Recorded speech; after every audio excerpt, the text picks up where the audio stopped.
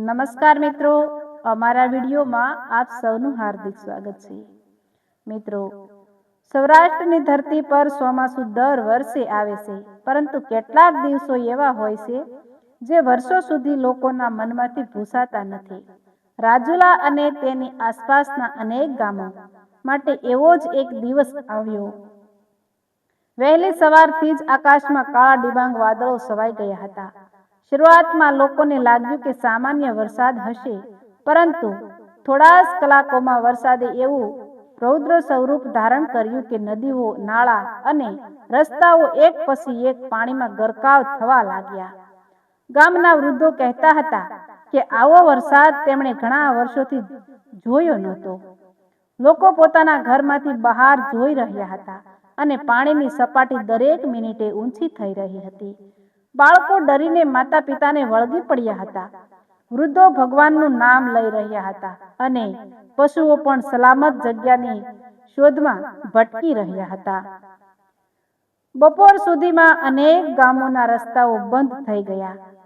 કેટલાક વિસ્તારોનો સંપર્ક સંપૂર્ણપણે તૂટી ગયો. મોબાઈલ નેટવર્ક પણ ઘણી જગ્યાએ ખોરવાઈ ગયું.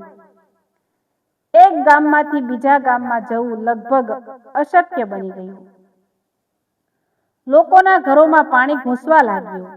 ઘરનો સામાન બચાવવો કે પરિવારને સલામત રાખવો, એવો મુશ્કેલ નિર્ણય દરેક પરિવાર સામે ઊભો હતો. કેટલાક લોકો ઘરના ધાબા પર ચડી ગયા, તો કેટલાક વૃક્ષો અને ઊંચી જગ્યાઓ પર આશરો લેવા મજબૂર બન્યા.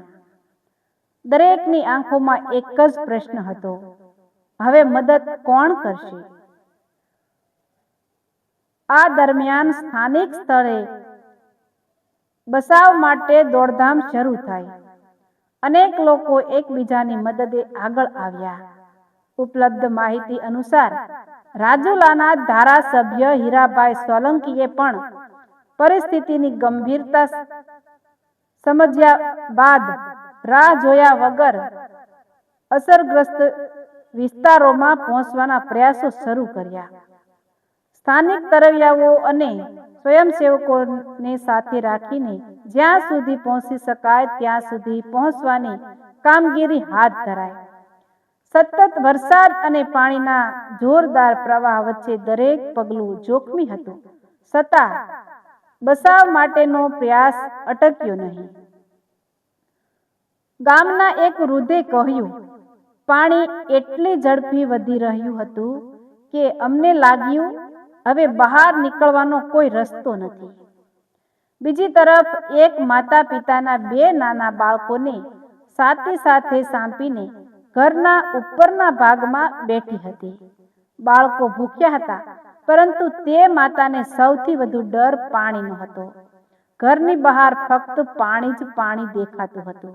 વરસાદનો અવાજ એટલો ભયાનક હતો કે એકબીજાનો અવાજ પણ સંભળાતો નહોતો. થોડી જ વારમાં સ્થાનિક બચાવ ટીમોને ખબર પડી કે કેટલાક ઘરોમાં લોકો સંપૂર્ણપણે ફસાઈ ગયા છે. તરવૈયાઓ દોરડા લઈને પાણીમાં ઉતર્યા. પાણીનો પ્રવાહ એટલો તીવ્ર હતો કે એક ખોટું પગલું જીવલેણ બની શકે. તેમ છતાં તેઓ એક પછી એક ઘરો સુધી પહોંચવાનો પ્રયાસ કરતા રહ્યા.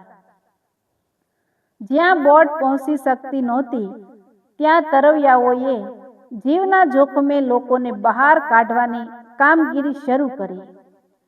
આ દરમિયાન પ્રશાસનને પણ સ્થિતિ વિશે સતત જાણ કરવામાં આવી રહી હતી અને વધુ બચાવ દળોની જરૂરિયાત અંગે માહિતી મોકલવામાં આવી. સાંજ પડતા પરિસ્થિતિ વધુ ગંભીર બનવા લાગી. વરસાદ હજુ પણ ધીમી થવાનો કોઈ સંકેત આપતો નહોતો. અનેક પરિવારો અંધારામાં ફસાયેલા હતા. વીજ પુરવઠો પણ ઘણા વિસ્તારોમાં બંધ થઈ ગયો.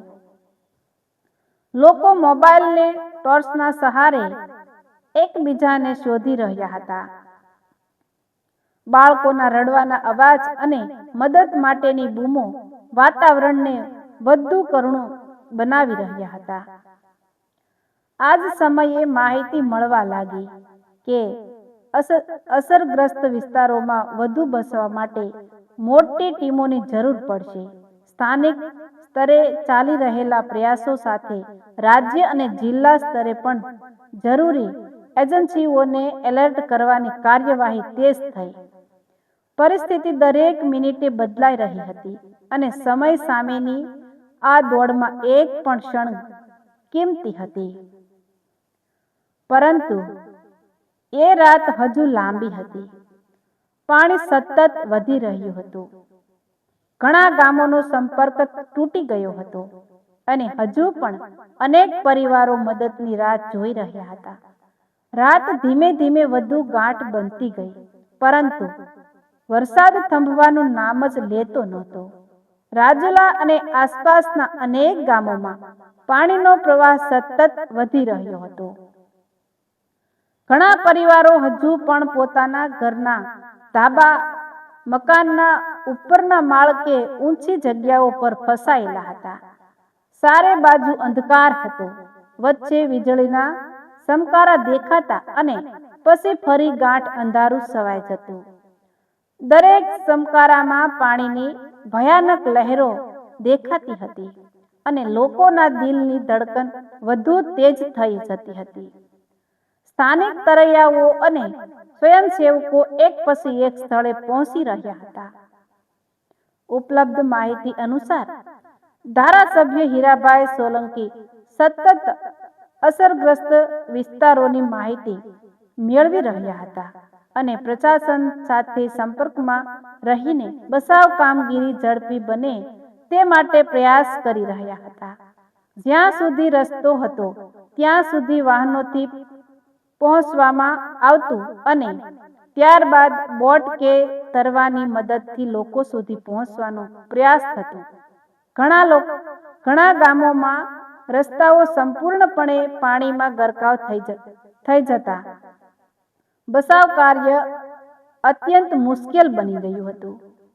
એક ગામમાં એક વૃદ્ધ દંપતી આખો દિવસ ઘરમાં જ ફસાયેલું હતું. પાણી કમર સુધી આવી ગયું હતું. બહાર નીકળવાનો કોઈ રસ્તો નહોતો. પાડોશીઓએ તેમની માહિતી બચાવ ટીમ સુધી પહોંચાડી. થોડા સમય પછી બોટ ત્યાં પહોંચી. સૌ પ્રથમ વૃદ્ધ મહિલાને સુરક્ષિત રીતે બોટમાં બેસાડવામાં આવી. પછી વૃદ્ધ પુરુષે બહાર લાવવામાં આવ્યા. બંનેની આંખોમાં આંસુ હતા. તેઓ વારંવાર બચાવ કર્મીઓનો આભાર માની રહ્યા હતા. આવી અનેક ઘટનાઓ આખી રાત દરમિયાન અલગ અલગ ગામોમાં બનતી રહી. બીજા એક વિસ્તારમાં એક ગર્ભવતી મહિલા પોતાના પરિવાર સાથે ઘરમાં ફસાઈ ગઈ હતી. પાણી ઝડપથી વધી રહ્યું હતું. સ્થાનિક લોકોની મદદથી માહિતી બચાવ ટીમ સુધી પહોંચી. ભારે મુશ્કેલી વચ્ચે તેને સલામત સ્થળે ખસેડવામાં આવી. આવા દરેક બચાવમાં સમય સામેની દોડ હતી. પાણીનો પ્રવાહ એટલો જોરદાર હતો કે દરેક મિનિટ કિંમતી બની ગઈ હતી. આ દરમિયાન જિલ્લા કક્ષાએ પણ પરિસ્થિતિની ગંભીરતાને ધ્યાનમાં રાખીને બચાવ કામગીરી વધુ મજબૂત બનાવવાના પ્રયાસો શરૂ થયા. ઉપલબ્ધ માહિતી અનુસાર એનડીઆરએફની ટીમોને અસરગ્રસ્ત વિસ્તારોમાં મોકલવાની પ્રક્રિયા શરૂ થઈ અને જ્યાં જરૂરી હતું ત્યાં બોટની વ્યવસ્થા કરવામાં આવી. સ્થાનિક પ્રશાસન, પોલીસ, હોમગાર્ડ, સ્વયંસેવકો અને બચાવ દળોએ મળીને લોકોને સુરક્ષિત સ્થળે પહોંચાડવાનો પ્રયાસ કર્યો. દરેક ટીમનું એક જ લક્ષ્ય હતું: શક્ય તેટલું વધુ લોકોને સુરક્ષિત સ્થળે પહોંચાડવા.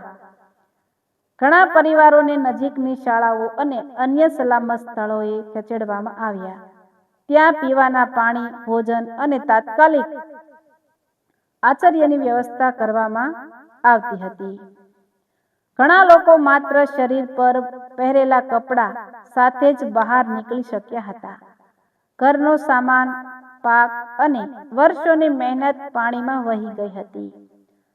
છતાં લોકો કહેતા હતા, સામાન ફરી આવી જશે, જીવ બચી ગયો, એ જ સૌથી મોટી વાત છે.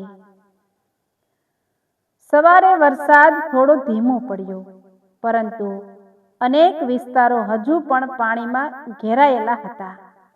બચાવ ટીમો સતત નવી માહિતી મેળવી રહી હતી. ક્યાંક પશુઓ ફસાયેલા હતા, ક્યાંક વૃક્ષો સુધી દવા ક્યાંક વૃદ્ધો સુધી દવા પહોંચાડવાની જરૂર હતી, તો ક્યાંક નાના બાળકો માટે દૂધની વ્યવસ્થા કરવી પડતી હતી. દરેક જગ્યાએ અલગ પડકાર હતો, પરંતુ કામ અટક્યું નહોતું. આ સમગ્ર ઘટનાએ એક વાત સ્પષ્ટ કરી હતી કે આપત્તિના સમયમાં માત્ર સરકારી તંત્ર જ નહીં, પરંતુ સ્થાનિક લોકો, તરવૈયાઓ, સ્વયંસેવકો અને બચાવ દળો સૌ સાથે મળીને કામ કરે ત્યારે અનેક પરિવારોને સમયસર મદદ મળી શકે છે. રાજુલા અને આસપાસના વિસ્તારોમાં પણ આવી જ સંકલિત કામગીરી જોવા મળી હતી. પરંતુ હજી મુશ્કેલી પૂરી થઈ નહોતી. ઘણા ગામોનો સંપર્ક હજુ પણ તૂટેલો હતો. નુકસાનનું સાચું ચિત્ર સામે આવવાનું બાકી હતું. વરસાદ બાદ લોકો પોતાના ઘરો તરફ પરત ફરશે ત્યારે તેમની સામે શું દ્રશ્ય હશે? કેટલું નુકસાન થયું હશે? સવારનો સૂરજ ધીમે ધીમે વાદળોની પાછળથી બહાર આવવાનો પ્રયાસ કરી રહ્યો હતો, પરંતુ રાજુલા અને તેની આસપાસના વિસ્તારોમાં હજુ પણ ચારે બાજુ પાણી જ પાણી દેખાતું હતું. વરસાદનો જોર ઓછો થયો હતો, છતાં ઘણા ગામો સુધી પહોંચવું હજી પણ મુશ્કેલ હતું. બચાવ ટીમો એક ક્ષણનો પણ વિરામ લીધા વગર કામ કરી રહી હતી. જ્યાંથી કોઈ ફોન આવતો, જ્યાંથી કોઈ સંદેશ મળતો કે કોઈ પરિવાર ફસાયેલો છે, ત્યાં તરત જ ટીમો રવાના થતી. સ્થાનિક તરવૈયાઓ, પોલીસ, હોમગાર્ડ, NDRF અને પ્રશાસનના અધિકારીઓ સતત મેદાનમાં હતા. આ કામગીરી દરમિયાન અનેક સ્વયંસેવકો પણ પોતાના જીવના જોખમે લોકોને મદદ કરવા આગળ આવ્યા. માહિતી મુજબ ધારાસભ્ય હીરાભાઈ સોલંકી પણ અસરગ્રસ્ત વિસ્તારોની મુલાકાત લેવા રહ્યા અને બચાવ કામગીરીમાં જરૂરી સંકલન થાય તે માટે તંત્ર સાથે સતત સંપર્કમાં રહ્યા.